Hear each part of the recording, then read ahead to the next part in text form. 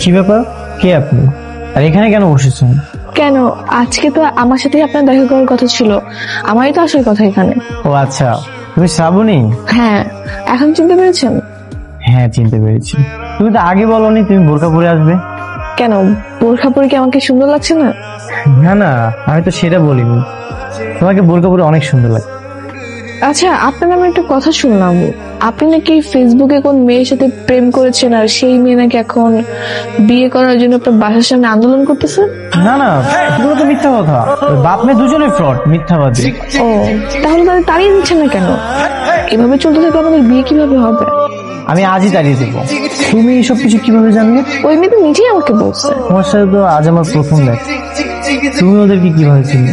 ওই মেয়ে কিভাবে আমাকে চিনে আমি তো সেটা জানি না, আমাকে জাস্ট বলছে, আমি শুনছি। এখন যদি ওই মেয়েটাকে হাতের কাছে পেতাম না, ওকে উচিত শিক্ষা দিতাম। সামনেই বসে আছি, কি করবে এখন করো। তুমি এখানে? এই, তুমি কি ভাবছিলা আমার সাথে চালাকি করে তুমি অন্য একটা মেয়েকে বিয়ে করবা?